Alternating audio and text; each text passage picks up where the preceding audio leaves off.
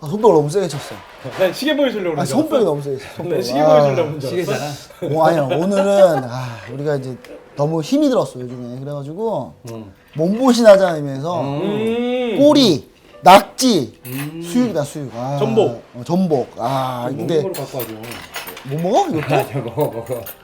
아 내가 볼 때는 다음부터는 도시락을 싸우세요 형 거는. 아니 내가 볼 때는 이게 아이씨, 저기 여민이는 저기 스테이크집 가야지 많이 먹는 사람이야. 이것도 맛있어 이거 꼬리수 이게 얼마나 맛있는데. 엄청 맛있죠. 이거 없어서 먹어. 없어서 못 먹어. 없어 먹지. 근데 이게 문제는 뭐냐면 이거 먹으면 밤에 잠이 잘 안 와. 그냥 그래.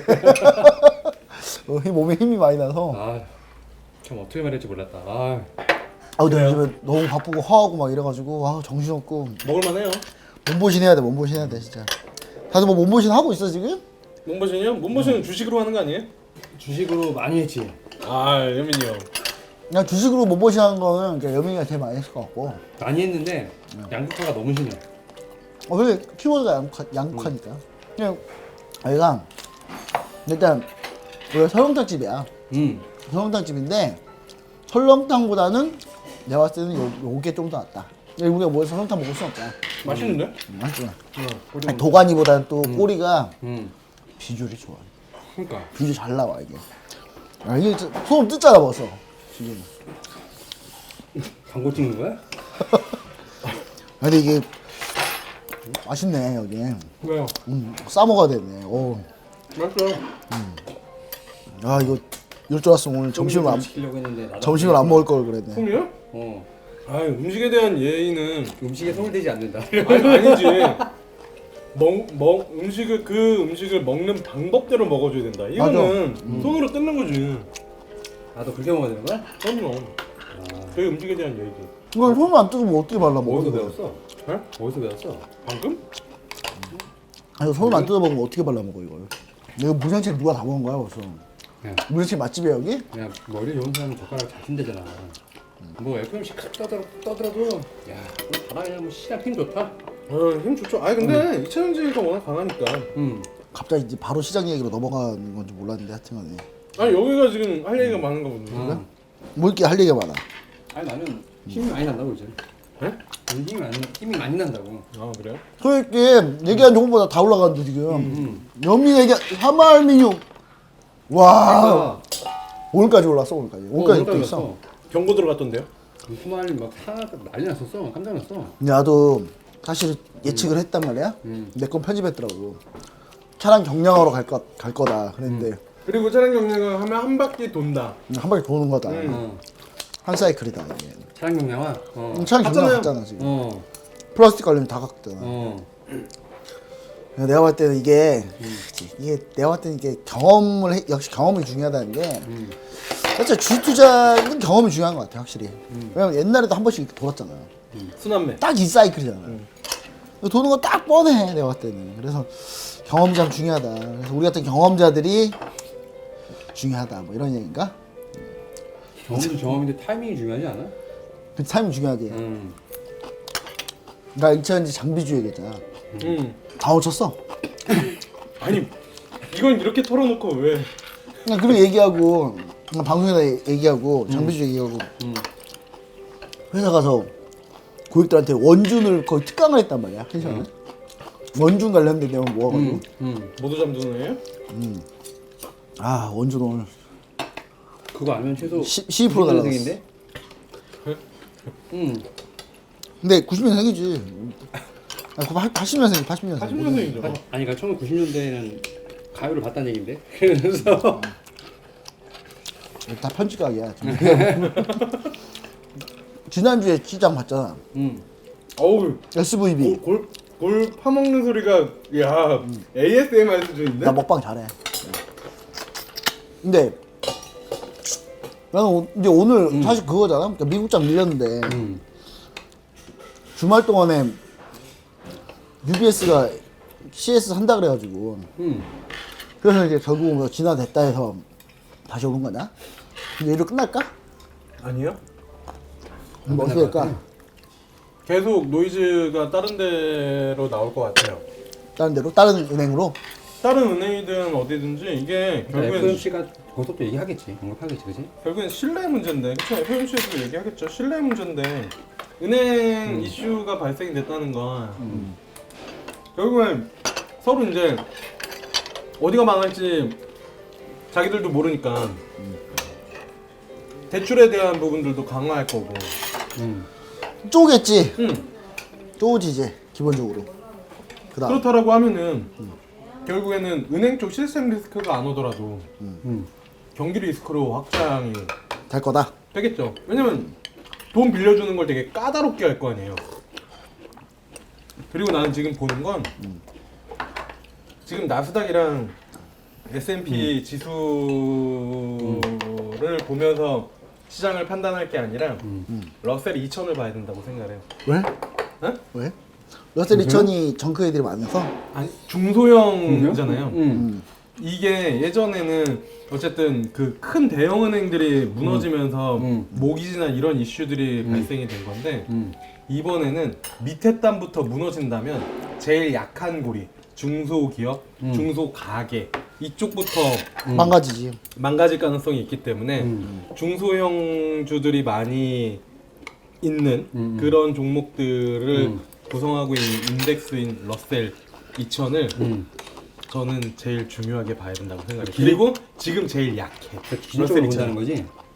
기술적으로 그쵸. 뭐 저점을 작년 저점을 깨느냐 요거가 되게 중요하다고 이제 생각을 하고 있죠. 개인적으로. 나는 이번 사태 보면서 좀 되게 아이러니한 게 옛날 2008년에 그쵸. 2008년이랑 비교를 많이 하는데 이거 2008년 전문가로서 한번 이번은 되게 웃긴 게 있어. UBS하고 크레딧 스위스 보면서 되게 인생 모르겠다는 거 뭐냐면 2008년에는 크레딧 스위스가 의외로 탄탄했단 말이야. UBS가 그 재문을 받았어. 망하기 직전까지 가지고. 근데 크레딧 스위스한테 너네 살래? 근데 크레딧 스위스가 우리가 뭐 굳이 안 살았대. 쟤네 망할 거야. 근데 UBS가 안 망했단 말이야. 그리고 나서 2008년이 지나가지고 몇십 년 뒤에 이제 딱 지금에 왔는데 이번엔 크레딧 스위스가 작년 순손실 79억 달러. 그 비령한테 맞은 거 아니야? 그리고 UBS가 73억 달러 순이익. 완전히 포지션이 바뀌었단 말이야. 이번에는 크레딧 스위스가 박살이 났는데 UBS가 이 크레딧 스위스를 가져간다. 이거는 정말 아이러니지. 2008년에는 오히려 반대였는데 그때 크레딧 스위스가 UBS를 못 가져간 게 바보였다. 그냥 사람이 모르는 것 같아 진짜. 이번 보면서 되게 느꼈어. 가져갔으면 같이 망했습니다. 근데 내가 봤을 때는 크레딧 스위스가 약간 공격적이기 때문에 같이 망했을 가능성이 높아. 은행들이 그러니까 약간 CS는 개별학제잖아. 어떻게 보면 다른 은행들은 좀 채권에 투자하는데 그 유동성 때문에 채권 금리 올라서 그런 거고 CS는 지금 파산조차 관련된 뭐 그런 이슈들은 결국 다 선물 파생 이런 거에서 어떤 순손실이 난 거기 때문에 또 CS는 좀 개별적인 이슈로 봐야 되는데 CS가 워낙 이제 규모가 크니까. 그리고 CS가 그러니까 결론은 좋아. 그러니까 유럽은 경기는 안 좋은데 유럽은 미국이 올리니까 억지로 올렸단 말이야 금리를. 거기서 발생된 문제란 말이야. 근데 크레딧 스위스도 원래 그냥 지나갈 뻔했어. 근데 미국에서 SVB가 터지니까 다들 장부를 본 거야. 그쵸. 이제 어디 문제가 있나 없나. 다들 장부를 하나씩 본 거야. 근데 크레딧 스위스 보니까 난리 난 거야. 그러니까 사우디 국립은행이 대주주인데 손 들어버린 거 아니야. 핑계는 그거야. 스위스 너네가 규제가 많아서 규제가 많아서 우리가 돈을 더 넣고 싶은데 못 넣겠어. 이거잖아. 10% 넘어가면 이제 규제가 그것도 걸리고. 그것 때문에. 결론은 이제 무리하게 금리를 올린 유럽은 과연 크레딧 스위스만 이랬을까? 그러니까 그 얘기 나오더라고요. 빠른 금리 인상에 대한 청구서가 이제 오기 시작했다라고 많이들 표현을 하는 것 같더라고요. 그러면서 미국에 이번에 SVB 뱅크 딱 터진 거 보면서 이번 형철이가 지난번에 얘기했잖아. 온라인으로 다 뺐다고. 근데 미국은 예금자 보호 환도가 되게 높던데? 25만 불. 3억이던데 거의? 그러니까 25만 불. 우리나라 왜 아직도 5천만 원이야? 아니 나 우리나라가 더 위험한 것 같아. 아니 우리나라 아직도 5천만 원이잖아. 갑자기 정부로? 아니, 정부가 아니라 이거는 몇십 년 동안 안 바뀐 거니까. 이건 좀 문제 있지 않나. 아니 물가가 이렇게 올랐는데 예금자 보호 은행당 5천만 원 해버리면 그러면 사람들이 그러면 이거 만약에 우리나라에 하나만 터지잖아? 뱅크런이 더 심할 가능성이 높아. 그래서 우리나라가. 이번에 우리나라 지금 좀 그렇게 리스크 요인으로 보고 있는 게 그러니까 올해 가을께쯤 2021년도에 그 주택이 제일 높았을 때 전세가 많이 나왔단 말이야. 그거 이야기하시는 분들도 좀 있더라고요. 아, 그리고 그것까지 안 가도 돼. 야, 우리 레고랜드도 있는데 레고랜드 사태 이후로 채권 겨우 막았는데 몇십 점 때려 부어가지고. 근데 나는 이게 만약에 증권사들이 나는 지금쯤 몇 개 증권사는 이제 SBB처럼 나오지 않을까 싶긴 하거든. 그때 사실 레고 때 몇 개 이야기는 돌았는데 싹 들어갔어. 그러니까 싹 들어갔는데 이게 좀만 더 여진이 확장되면 우리나라는 증권사 PF 자기 자본보다 PF 부심 많은 애들은 무조건 다 무너질 것 같고 무너지는 순간 무슨 일이 생기냐면 우리 예금자 보고 5천만 원밖에 안 되기 때문에 뱅크런이 더 심할 거라는 거죠. 그러니까 이건 근본적으로 빨리 해결해야 되는 문제야. 야, 시대가 어땠는데 옛날 5천만 원이 그대로야 이게. 그래서 맞잖아. 지금 올려줘야 돼요? 올려야지. 내가 볼때 올려도 뱅크런이 심할 것 같은데 우리는. 우리가 온라인 얼마나 잘 돼 있어. 사람들 성격 되게 급하잖아. 아, 바로 그냥 다 잊혀버릴 텐데. 어따 이체. 그 얘기 하더라. 뱅크런이 나면은 어쨌든 다른 은행도 다 조사 들을 텐데 어따 이체. 결국 은행 가서 해야지. 현금 그러니까- 인출해야지.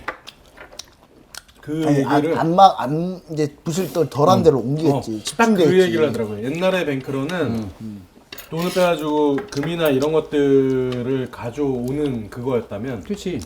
그 다음에 1900년대 뱅크런은 인출을 해서 현금을 갖고 있는 거였는데 뱅크런이지. 지금의 뱅크런은 저기서 빼서 내가 그걸 갖고 있는 게 아니라 다른 은행으로 보내는 뱅크런이라고. 그러니까 다른 은행도 근데 그러면 은행이 하나씩만 해야지 둘도 하면 어디 보낼 데가 없잖아. 아 근데 한마디로 부실이 대형은행. 덜 된 서해공 쪽으로 몰리겠지 더. 아까 연민이가 방송 때 들어가기 전에 했던 얘기랑 또 일맥상통해. 부익부빈익빈 되게 편차가 심해 다들. 아마 이게 점점 이렇게 될 것 같아. 나는 그래서 이번에 정부에서 빨리 물론 이거는 그 전 정부들 책임이 크지. 그 전 정부에서 이런 거 논의 안 했으니까 정부에서 빨리 이걸 빨리 해서 환도를 올리는 게. 어떻게 오늘 방송해야 되냐? 아 힘들다. 전부까지 나왔어. 근데 오늘 내가 볼 때는 이거 당장 빨리 옮겨 바꿔야 된다 제도를. 우리나라도 한 최소한 2억은 돼야 될 거 아니야. 그래서 아 통장에 2억? 왜요? 주식으로 그 정도 버신 거 아니에요? 쉽지 않은데? 이러면서. 미국에서 미국이 3억 정도 하면 우리는 한 2억 정도 해야지. 아무튼 주식 얘기 보우니까. 그치? 근데 내가 자꾸 그렇게 얘기하는 이유가 뭐냐면 인플레이션이 너무 세서 사실 이게 감당이 안 되지 않을까 싶어. 그러니까 뭐냐면 지금 해결하고 있는 첫 번째 방법. 미 정부에서 예금자 보호 전액해줄게. 걱정하지 마. 미 연준 국채 사줄게. 걱정하지 마. 스위스 정부에서 우리 해줄게. 해줄게. 넌 걱정하지 마. 우리 해줄 거야. 지금 그러고 있는 거잖아요. 근데 그 상태에서 그래도 인류가 좀 발전을 했다라고 보여지는 건 뭐냐면 약간 이런 느낌이었어. We'll find a way. We always have. 우리는 길을 찾을 것이다. 언제나 그랬다. 갑자기 영어 훅 들어오기 있어? 근데 못 알아들었어. 아씨. 이거 이게- 인터스텔라에 나오는 대사예요. 인터스텔라 나온 대사인데 이렇게 알아줘야지 하나 딱 던지면 못 알아들었어. 못 알아들었죠. 근데 이게 뭐냐면 난 그래서 갑자기 나 처음에 필리핀 영어인가? 그 미국 동부 영화야 동부 영화. 동부 약간 영국 에센스 살짝 그거가. 근데 이게 뭐냐면 문제는 이렇게 해서 이제 어느 정도 뭐 SBB랑 인수하겠다고 막 JP 모건이랑 모건스탠이랑 회의를 하다 갑자기 11개의 은행들이 모여가지고 거기 갔잖아요.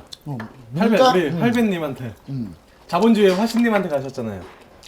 민간 구제금융을 만들겠다. 300억 달러. 이거 보면서 발전했구나. 진일보 했구나.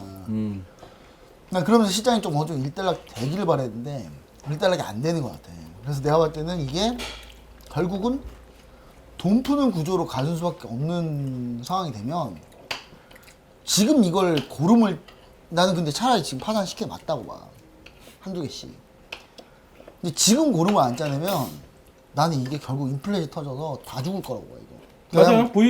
난 완전히 빅숏이 빅면에 나올 거라고 보는 게 이거 만약 이렇게 돈을 풀면 내년이나 내후년 아마 인플레이션이 잡히지 않고 스태그가 오는 거죠. 경기는 결국 스태그플레이션이 와서 대공황에 징조가 보일 거고 실물이 박살나면서 결국 다 박살이 나고 경제 박살나면은 딱 하나밖에 없어. 경제 박살나는 거 해결하는 방법.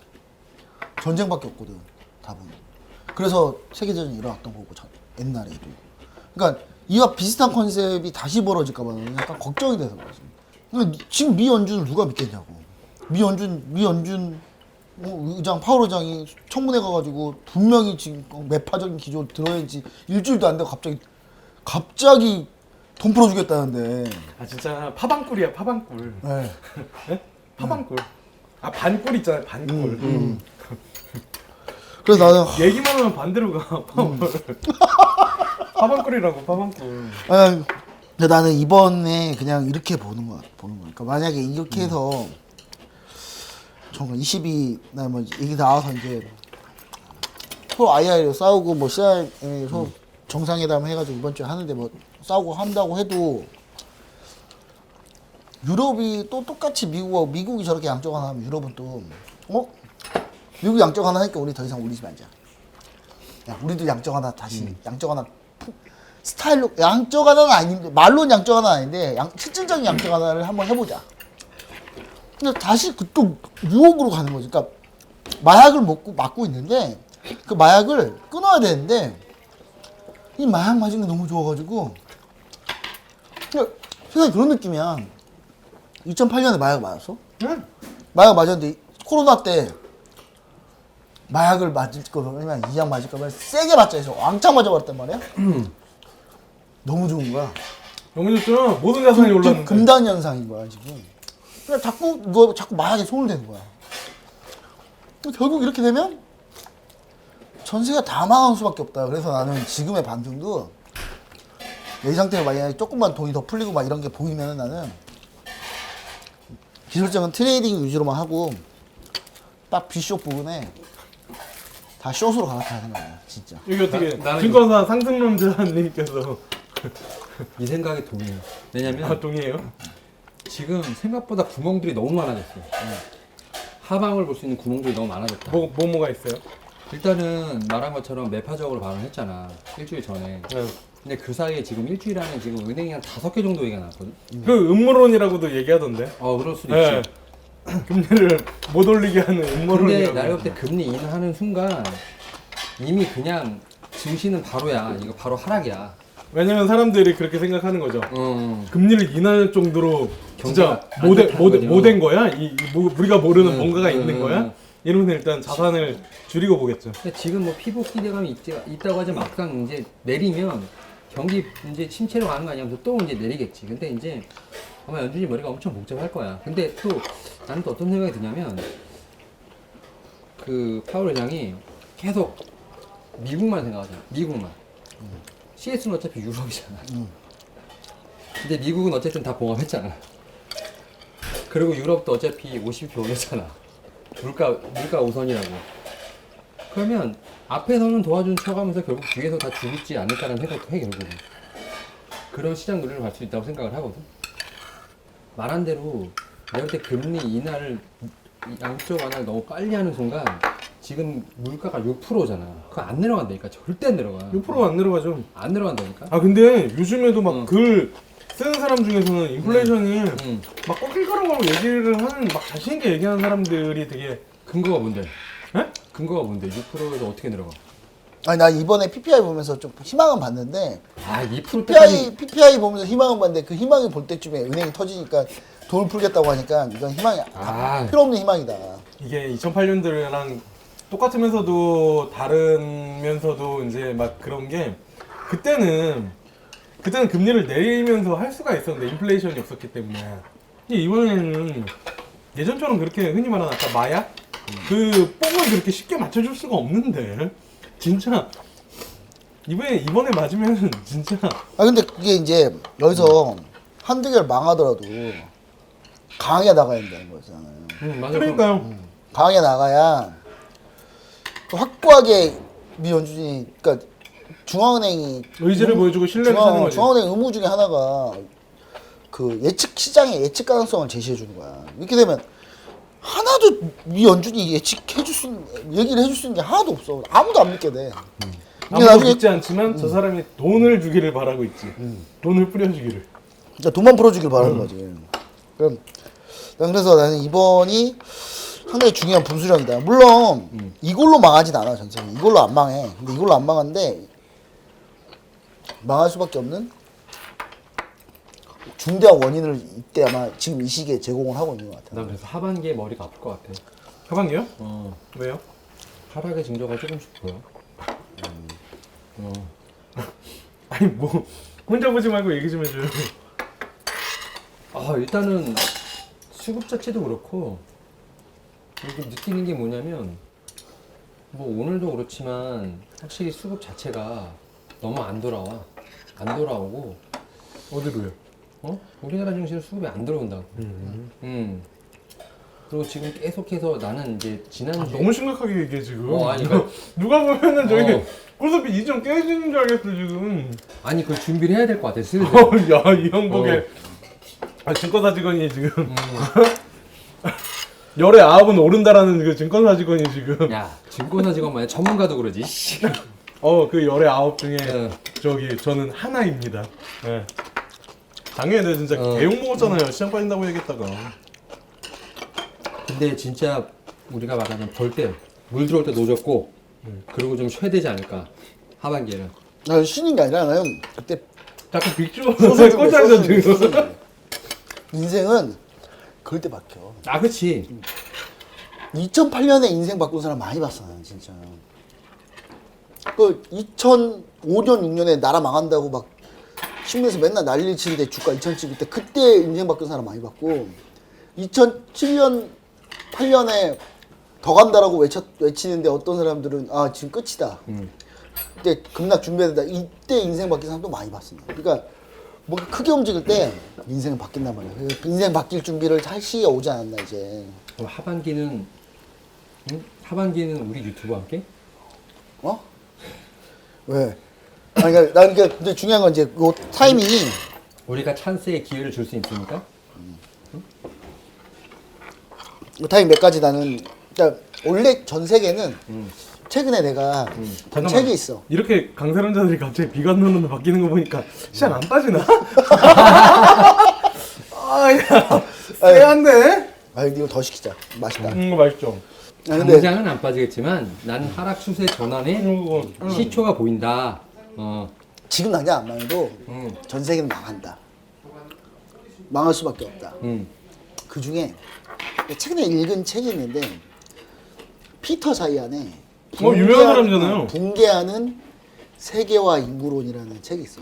베스트셀러인데 물론 나랑 생각이 몇 가지 다른 게 있는데 잠깐 목차만 읽은 거야? 끝까지 다 읽은 거야? 다였지. 아니 얘가 베스트셀러 읽었다고? 원래 책 3일이면 하나씩 읽어 그냥. 나랑 물론 생각이 다 같진 않아. 근데 제일 같은 게 뭐냐면 한국은 망한다. 그건 같다고?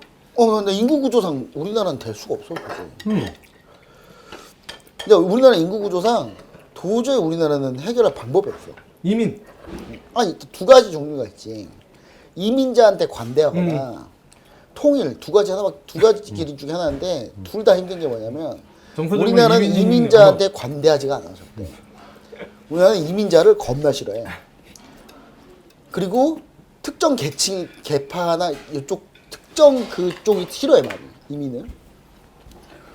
그리고 나머지 하나는 통일인데 그것도 그 특정 계층이 둘 다 싫어해 그거를.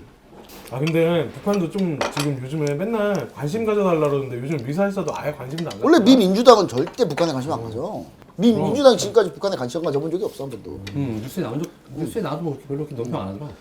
그러니까 원래 미민주당은 원래 북한에 관심이 없고 제가 중요한 건 이제 그 내용을 봤을 때 한 가지 이제 나는 이제 그렇게 생각하는데 남들은 그렇게 생각 안 해서 좀 짜증났던 게 뭐냐면 중국이 망한다를 사람들이 잘 그렇게 동의를 안 하더라고. 난 중국이 무조건 망한다고 봐. 중국이 지금까지 한 정책 중에 최악의 정책이 하나 있어. 산화 제한. 그 시기 때 인구가 이래 갑자기. 그래 지금 여기서 늘어나야 되잖아. 중국도 우리나라 똑같은 병에 걸렸어. 그래가지고 안 늘어나. 인구가 더 이상 늘질 않아. 그리고 연령층 분계가 거의 역삼각형이야. 중국도 우리나라하고 5년 10년 차이지 결국 망할 수밖에 없는 구조로 간다. 이건 인구학적 개념인 거지? 인구학적이나 경제학적으로 이제 경제학적으로 얘기하자면 중국은 더 힘들어. 중국은 사방이 다 적이야. 미국을 봐봐. 미국은 대서양과 태평양에 천혜의 요새를 갖고 있고 사방이 다 친구들이야. 그 미국은 절대 안 망한다는 거지. 왜냐? 미국도 근데 요즘에 친구들이랑 소원한 것 같더라. 소원한데 미국은 기본적으로 천혜 지리적 요건이 거의 사기야 이거는.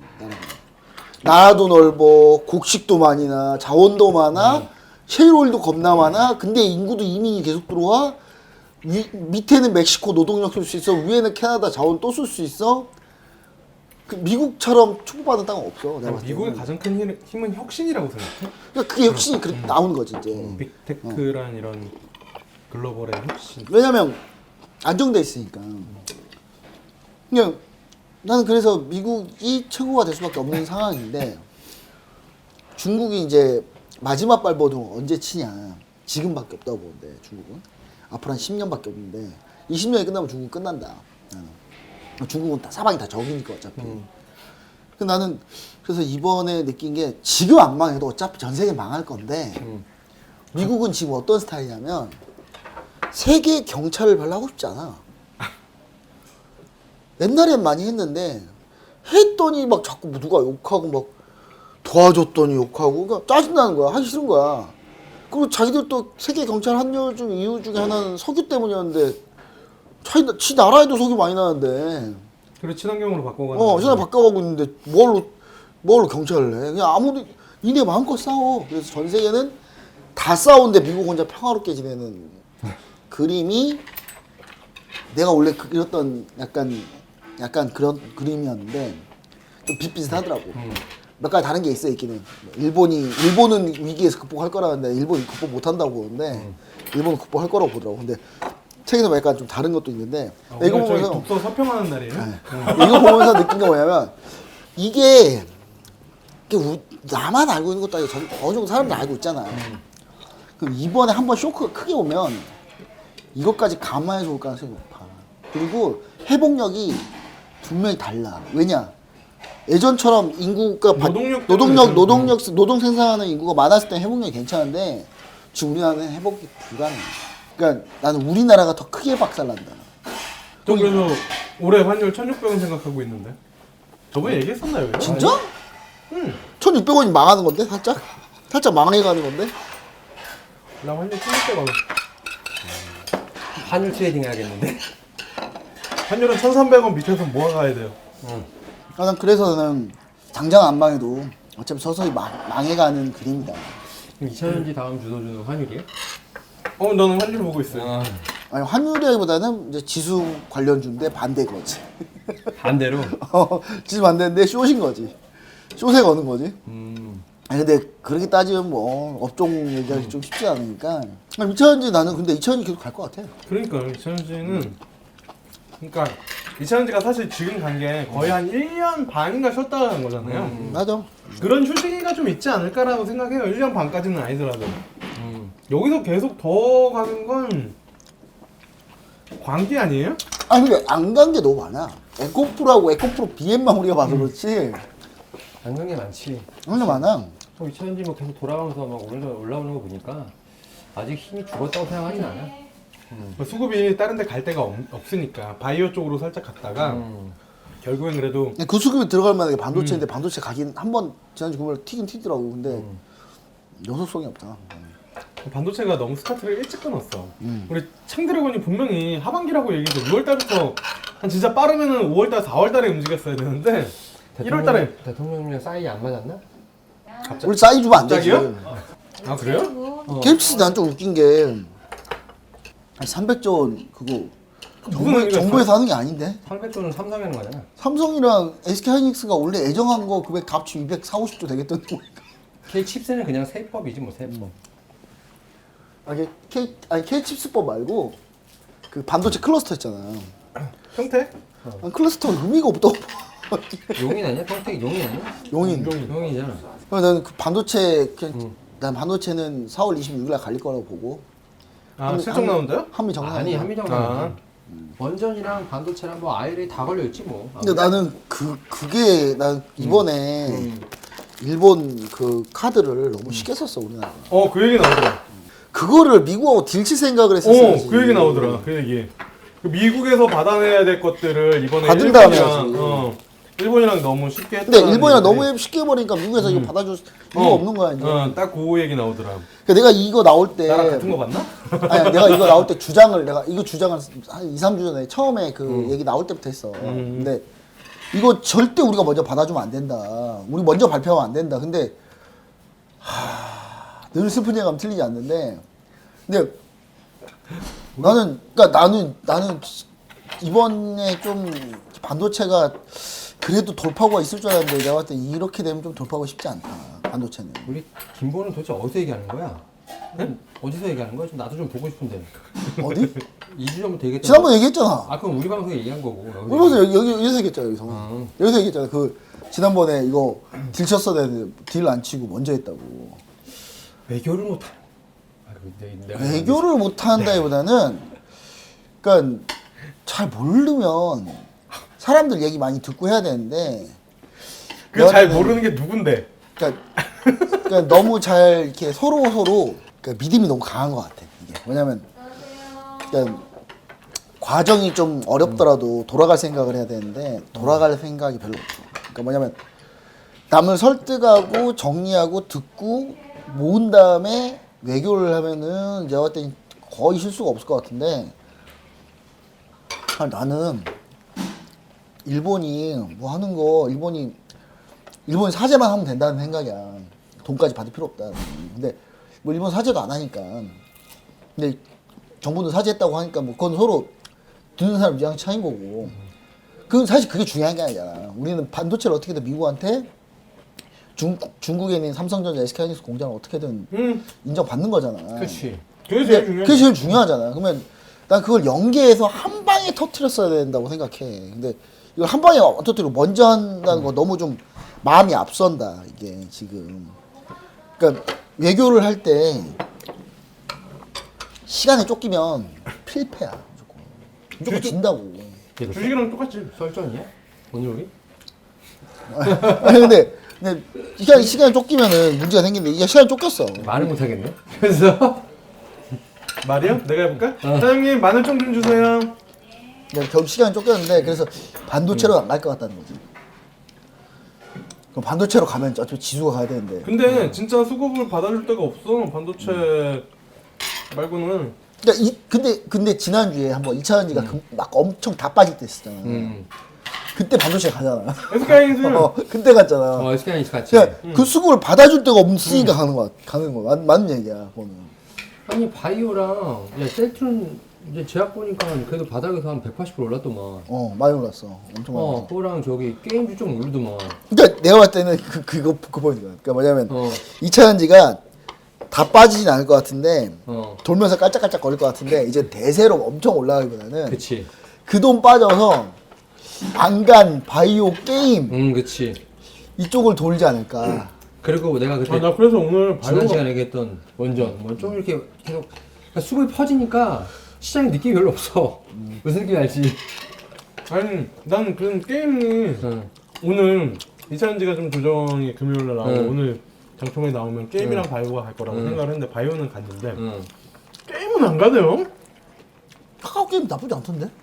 카카오 게임만 안 나빴고 주말에 이슈가 하나 있었어요. 위메이드 소송한 거 위메이드가 좀 안 이겼다고. 좋았지. 근데 그 안 가던데? 6%빠진 그 정도 투심이고 이 정도 투심이면 난 그 수급이 위메이드 쪽으로도 붙을 줄 알았는데 심지어 코인도 좋았잖아. 그러니까 거기까지 좋았는데. 좋았는데 안 가는 게 난 약간 왜 안 가지 이런 의심이 아니라 왜 안 가는 줄 알아? 왜 안 갔을까? 나 왜 안 가는 줄 알아? 왜요? 뭔가? 시간차인가? 배구야? 그럴 수 있지 않을까? 방학이 아직 안 왔잖아. 방학이 아직. 계약한 지 얼마 안 됐는데. 그러니까 계약한 지안 됐잖아. 지금 학교 다닐 때잖아. 이건 개그고 나는 옛날에 진짜 근데 옛날에는 방학 하기 전에 가고 막 했단 말이야. 게임가. 근데 뭐 사실 지금 뭐 사실 크게 연관성 없지만 게임 여튼간에 같은 경우는 네 말대로 막그 코인 쪽에서도 이슈가 나오는데 안 가더라고. 별로 시장에서 주목 못 받는 것 같아. 그러니까. 오히려 그 코인 쪽은 약간 은행이 약간 시스템 붕괴가 나오면서 네, 오히려 비트코인. 대체 자산으로 간 것 같다는 느낌이 드는 거지. 그래서 지금 그리고 아니 금리가 내리는 것 때문에 달러가 약해져서 코인이 간 것도 있어. 뭐. 근데 난 이 위기가 세게 오면 어차피 달러가 폭등할 거라서. 그래서 전 1,600원. 왜냐면 1,600원. 이게 달러가 왜요? 되게 웃긴 게 뭐냐면 달러가 그냥 적당한 위기에는 예를 들어 돈을 푸는 위기, 미국이 위험해서 돈을 풀 때는 달러가 살짝 빠지다가 큰 위기 와서 진짜 달러 레알 위기. 레알 위기가 오면은 달러 혼자 올라가 다 박살나. 무조건. 그래도 미국이다. 어. 그리고 그렇게 모든 이슈가 있었을 때 망하지 않는다에 베팅을 해서 세계 최고의 부자가 되신 워렌 버핏님. 그렇지. 워렌 버핏이 한 일은 딱 그거 하나잖아. 미국은 절대 버틴 망하지 거지, 않는다. 버틴 거지. 그 전제 조건 하나로 근데 그래서 그러면 게임 바이오? 게임 간다? 게임 근데 너 형철이 너 나는 게임은 별로야. 게임은- 오늘 위메이드가 안 움직인 걸로 봐서 별로. 매수자가 안 몰린다. 진짜 그냥 바이오랑 2차전 아니 반도체랑 2차전지랑 서로 수급 게임 하다가 그 형이 우려하는 뭔가 하나 나올 것 같아. 나는 요건 있어요. 뭐냐면 자동차가 갈 타이밍이지 않나. 그 자동차가 갈 타임이라고 생각을 하는데 이게 그건 것 같아요. 현대차랑 기아차가 진짜 잘한다? 잘하는데 사람들이 그 이상의 멀티플을 안 주는 것 같아. 이번에 소리 소문 없이 기아가 엄청 엄청 올랐거든요. 왔잖아. 응. 근데 과연 여기서 한 번 더 멀티플의 레벨업이 나올까를 생각해보면 이미 멀티플 주고 있어. 그러니까 목표가 다 올라갔어. 그러니까 한 번 더 줄까를 생각해보면 시장에서 내가 한 얘기 그런 얘기 아니라 음. 현대차 기아도 괜찮은데 이게 아, 왜 다른 아니라 자동차? 2차전지인데 자율주행? 2차전지가 갔다가 자율주행 AI 로봇 갔다가 다 돌다가 차량 경량까지 갔단 말이야. 그럼 이제 이런 느낌이지. 물이 이렇게 차. 물이 차서 왔다 갔다 돌다가 교제 안 되면 넘쳐서 이 넘치는 수급이 찔끔찔끔 자동차로 간다는 거지. 낙수 효과? 찌근찌근 자동차로 가서 현대차 기아는 그 정도 가더라도 전자 부품. 근데 전기차 자동차인데 전기차 부품으로 괜찮다. 하신 SL? 그런 것들 위주로 다시 한번 승부 한번 오지 않을까. 화신은 이미 한번 갖고 있는, 대한민국- 안 간 애들. 대한민국의 자동차 부분 화신이랑 SL 아니야? 그다음에- SL 말고도 만도, 그 다음에 현대위아, 그래가지고 현대 그다음에- 오토에버 이런 애들 있잖아. 약간 그런 DIT 뭐 이런 애들 있잖아. 그러니까 좀 자동차 부품주들은 이게 한 타임 오지 않을까. 근데 얘네는 너무 안 갔으니까. 나는 신재생도 한번 올 것 같은데. 난 그거 보고 있어. 그냥 신재생은 이미 들어가 있고 나는. 난 이번에 그 오늘 채팅창에다가 챗 GPT 다음으로 뭘 생각하냐고. 난 신재생. 신재생 중에 어떤 거? 삼성이 로봇은 사실 삼성이 쏘아 올렸잖아요. 그래서 삼성의 다음 먹거리가 뭐냐라고 흔히 말해서 이제 뭐 주식하는 사람들한테 물어보면 다들 그냥 뻔해. 아리벤? 아니 AR, VR 얘기한다고요. 근데 그치. 나는 삼성이 신재생 쪽으로 뭔가 하나 할 것 같아. 아니, 반응 별로 없지? 아니, 난 사실 그거는, 그러니까 너랑 같은 맥락은 아닌데, 안 간 종목 중에, 안 간 업종 중에 조선주가 안 갔다? 근데, 조선이 신재생 갈 때 좀 같이 가. 같이 가는 편이야. 그러니까, 태주 이방원? 조선이, 나 그리고 오늘 가는 거 또 봤어. 다른 섹터로 봤어. 그러니까, 이 조선이 작년까지 해서, 인건비까지 거의 싹 털었다고, 이제 재무제표. 이 재무제표는 그냥 때려 죽여도 좋게 나올 수밖에 없어. 왜냐면 조선은 재무제표 예상이 너무 간단한 게 수주 받으면 뭐 수주 금액에 4분의 1 받았어. 4분의 1 받았으면 4분의 1을 부채로 쌓아놨다가 일하면 다시 이걸 수익으로 돌린다, 자본으로 막 바뀐단 말이야.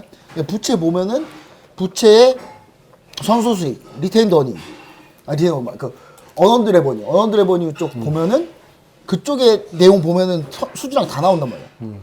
그거 내용 보면 이제 앞으로 재무제표 무조건 좋아져. 근데 거기서 신재생 할 때 조선주 곁다리로 껴서 가지 않을까. 그것도 있어. 나는 그것도 생각하고 오늘 보니까 난 우주항공도 괜찮더라고. 우주항공 보니까 오늘 뭐 여러 가지 얘기가 있었지만 나는 이제 5월, 6월까지는 뭐 우주항공청 뭐 이제 법안 발의도 있고 또 누리호 3호 발사도 있고 하니까 상반기에 또 와 이제 AP 기성은 무슨 뭐 작전주냐? 난 오늘 이제 우리 그 회원들이 우리 고객님들이랑 같이 하는 이제 우주항공 관련 중 하나 있어. 인텔리안 테크라고. 오늘 올라가면서 내가 오늘 되게 막 많이 좀 건방 좀 떨었어. 여러분 보셨죠? 여러분 보셨죠? 목표가 제가 얼마를 했어요? 93,500원. 자, 93,900원 찍었죠? 걔도 10만 원이 많이 번 아니야? 근데 이제 그러면서 이제 아직 다 팔지 마세요. 더 가니까. 그랬는데 오늘 윗골이 달고.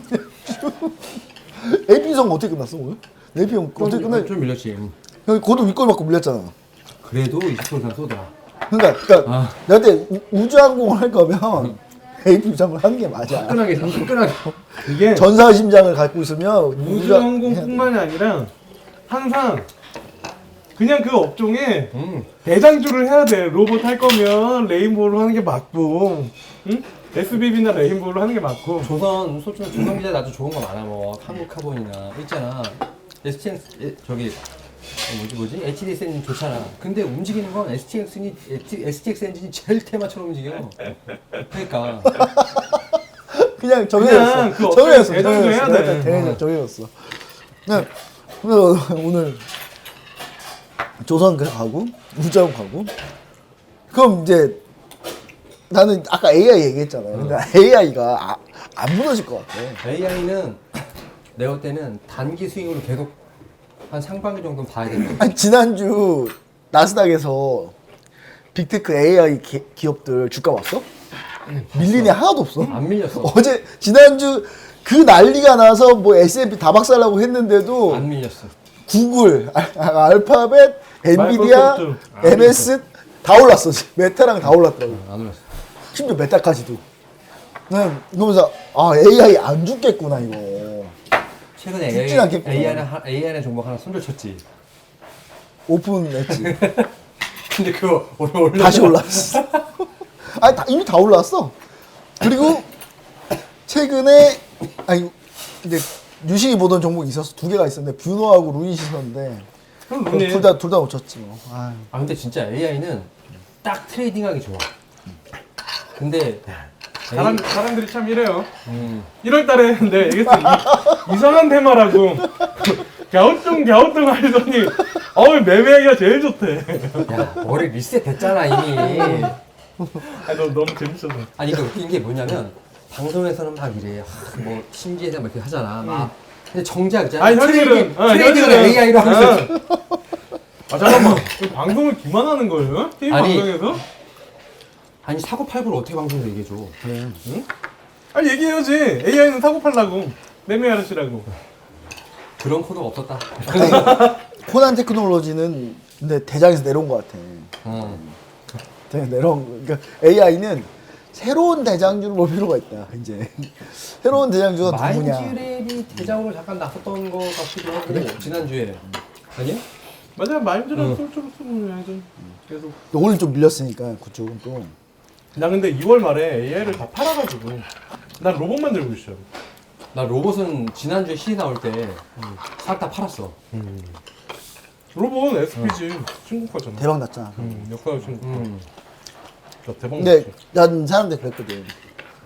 로봇 감속기를 할 거면 내가 전사의 심장이다. 그럼 SBB 테크고 RS 오토메이션 이런 거 해가지고 그리고 밑에 있으면. 나는 새가슴이다 하면 SPG를 봐라. 근데 SPG가 날라가죠. 더 날라갔어 지금. 너 놀랬어 나 진짜. 그게 바로 대장주의 위력인 거지. 오늘 대장이 아니었다. SPG 진짜 안 가다가 그래서 숫자가 나오잖아. 유일하게 숫자가 나오는 감속기에 그래서 내가 로봇을 다 바르거든. 못하겠더라고. 숫자가 없어. 그런 사람이 AI를 해요? 내가 얘기했잖아요. AI 그래서 2월달에 다 팔았다고. 로봇은 그래도 좀 돼. 아니 근데 AI는 이슈가 계속 나와. 아 좀 더 숫자라며. 어. 아 확실해. 숫자야 이슈야. 어? 숫자야 이슈야. 섹터에 따라서. 아니야 나 이슈가 나오는데 숫자까지 더 나오면 너무 좋다. 그러니까 내 말은 근데 이렇게까지 못 먹어. AI도 이렇게 못 먹는다고. 그러니까 뭐 한 5% 10% 뛰게 하는 거지. AI를 끝까지 끌고 가고 난 그렇게는 못해. 그래서 AI는 저 다 팔았고 어. 로봇은 아이도 들고 있어. SPB 아니 저기 SPC 아이도 들고 있고. 나는 그래서 그냥 트레이딩하고 근데 매매하기는 좋은 장이지 지금. 왜냐면 왜 그러냐면 일반 업종이 올라가서 그래, 일반 업종이. 응? 그러니까 테마주보단 일반 업종이 올라가서 매매가 좋다고. 그러니까 일반 업종 순환매가라서 난 매매하기 좋다고 생각하는 거야. 일본 그치. 업종 순환매? 그러니까 완전 테마 답 없는 애들이 막 올라가는 그런 게 아니라 아니라서. 그 스토리가 있고 하니까. 그거 로봇이나 AI는 솔직히 이제 테마라고 사람들이 안 하잖아. 그냥 숫자가 안 나올 뿐이지 방향성을 정해서 생각을 하는데. 섹터. 숫자 뭐. 안 나고 올라가면 테마 아니에요?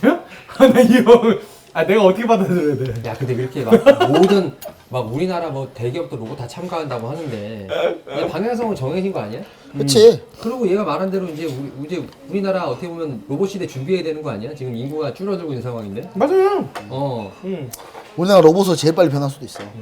원래 우리나라가 한 번 꽂히면 난리도 아니잖아. 근데 그럴수록 우리가 인간이 더 귀해지는 세상이 오는 거 아닌가?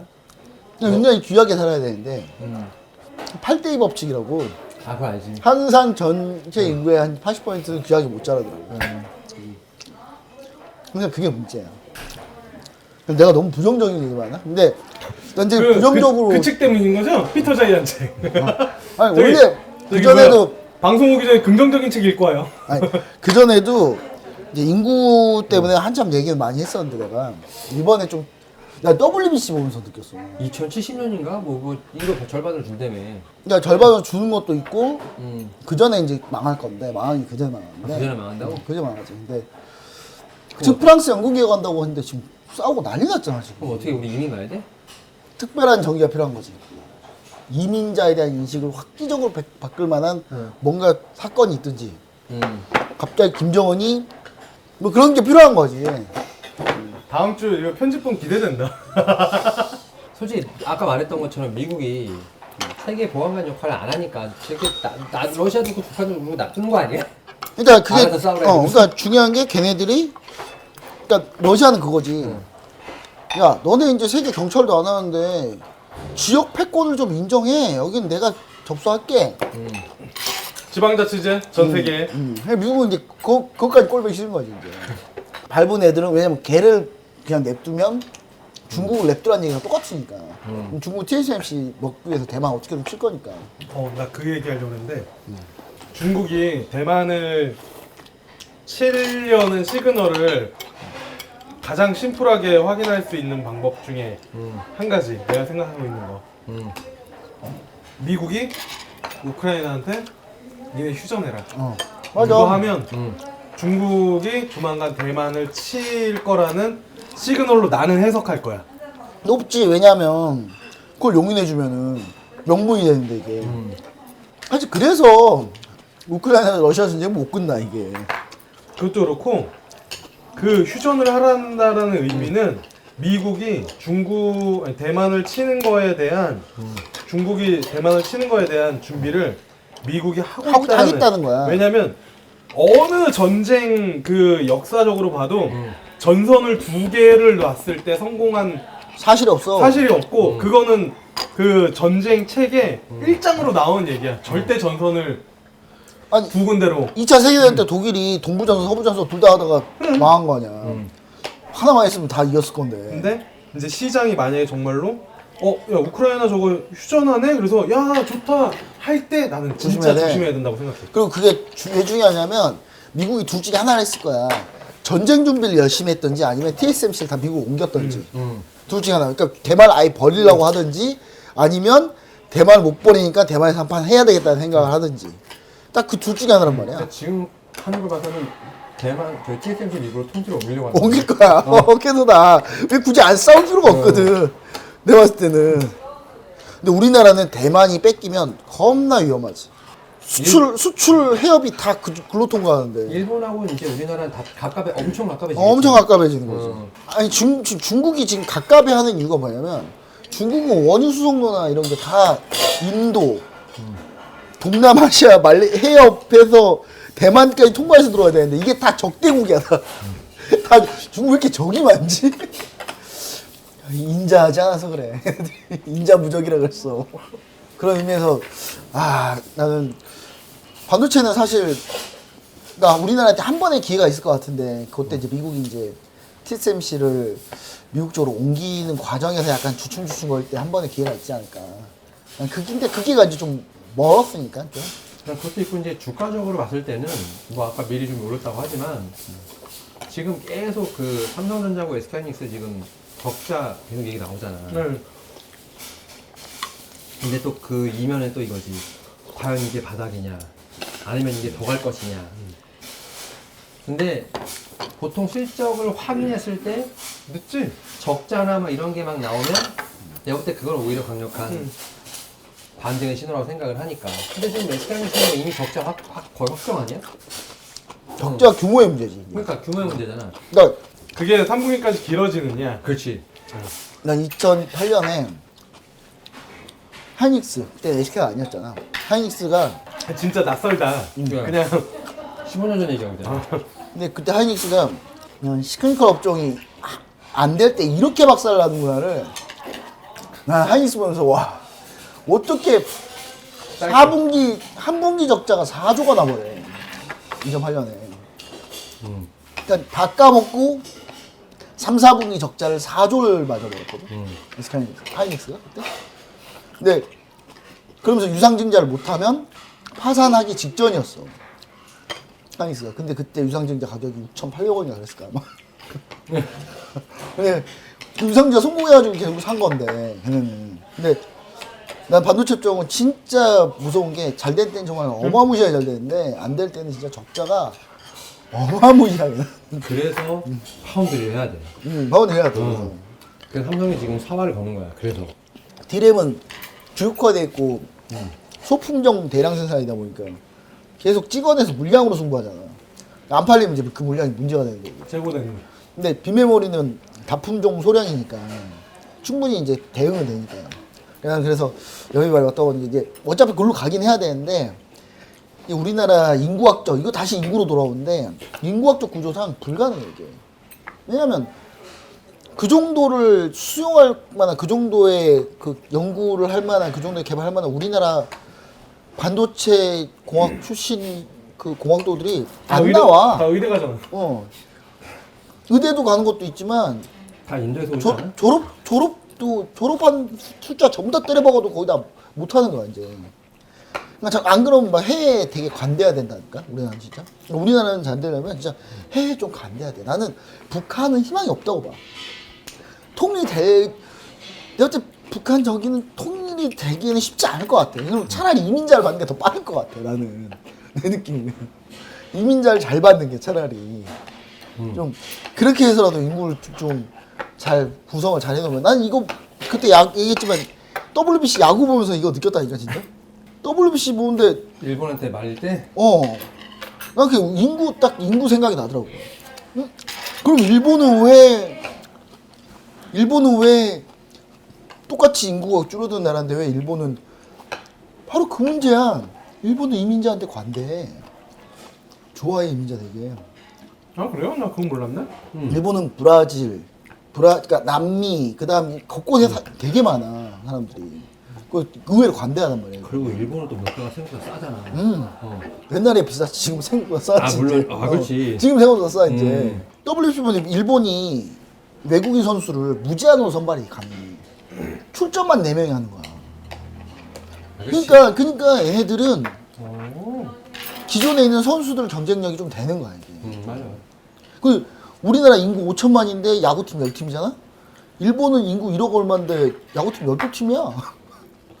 그러니까 우리나라 쓸데없이 야구팀도 많은데 연봉도 높잖아. 연봉도 높고 구조가 잘못됐어. 그러니까 이게 이 구조를 이 WBC 보면서 야구를 보면서 나는 뭘 봤냐면 우리나라 인구 구조를 정말 심각하구나라는 거예요. 출마 언제 해? 응? 출마 언제 해?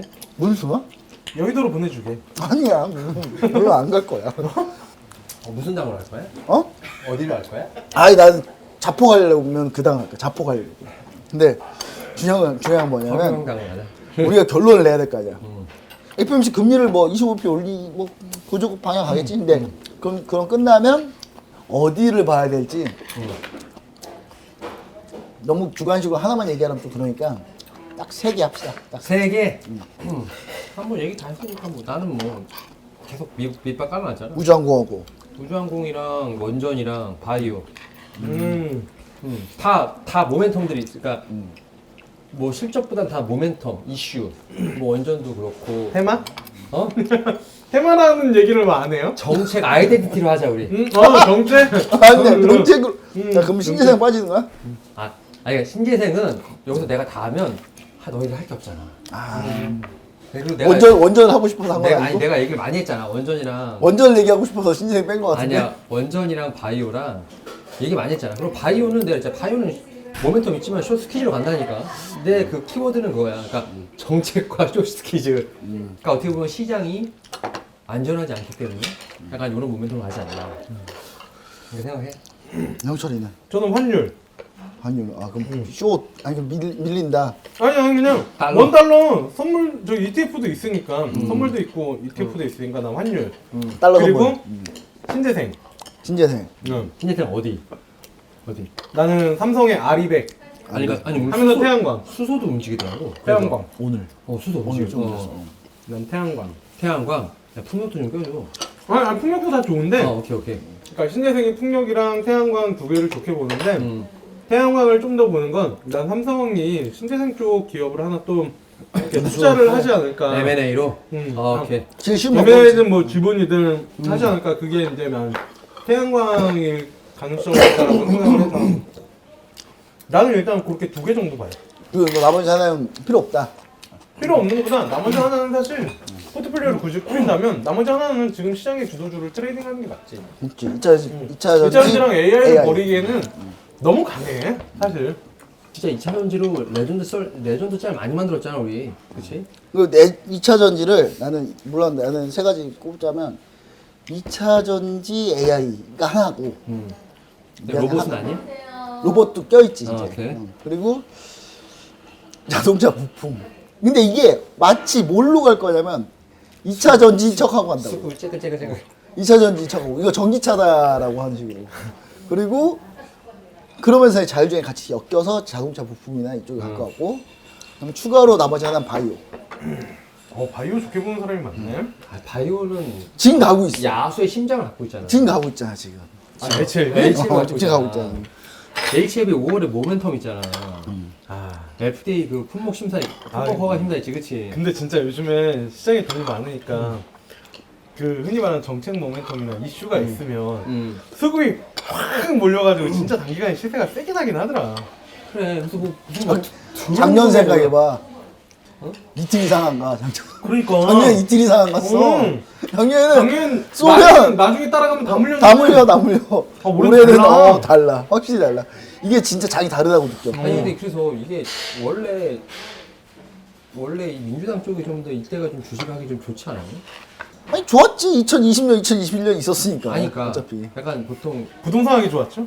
아니 사실 진리는 부동산이 좋아. 부동산이 왜 이거? 오히려 민주당 때가 포퓰리즘인데. 부동산이 훨씬 좋아. 아니 그렇지. 근데 부동산 얘기할 건 아니니까. 근데 주식도 하기 좋아. 나는 약간 그 보수 정권 들어오면 주식은 조심해. 근데 지금 생각보다 작년에 조심했잖아. 작년에 조심했는데 잠깐 잊었지 내가. 잠깐 까먹었지 내가. 까먹었던 거야. 이게 네. 2008년도 MB 정권 첫 해였다고 그때가.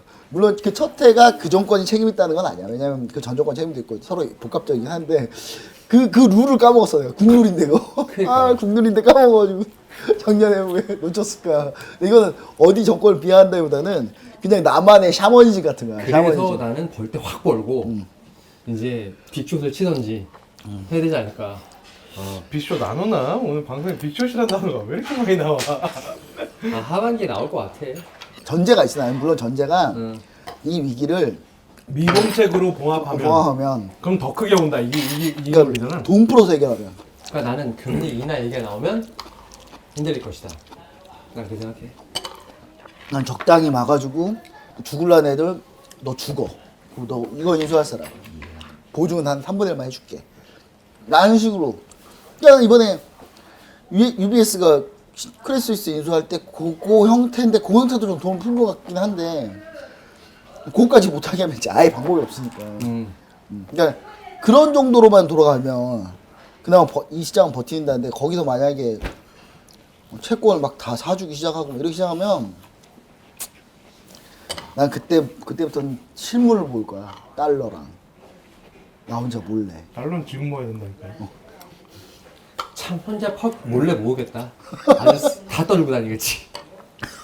집에 나와서 달러 그럴까? 포지션 2달러, 4달러, 4달러. 이미 포지션 다 오픈해놓고 뭔 몰래 모으겠다. 퍽이나 모으겠다. 그럼 금도 살 건데 그때는? 지금 손잡고 같이 가. 지금 금이 제일 세잖아요. 자산 중에. 올해 금이랑 달러가 제일 최고겠지 뭐. 지금 시장에 4개의 금이 있는데 하나 검은 금, 오일, 진짜 금, 골드. 리튬은 그 다음에 금, 저기 뭐야? 백색금? 아니 골드. 어. 아니 비트코인. 비트코인. 그 다음에 하나 금이 뭔지 까먹었네. 리튬. 아니야 그런 쪽 아니었어. 전통적인 자산 중에 하나 달러. 4개. 그 중에 유가가 박살이 나고 있지. 아, 유가 60달러까지 들어갔지, 그치? 골드하고 달러가 동시에 가잖아? 진짜 최악인 거야.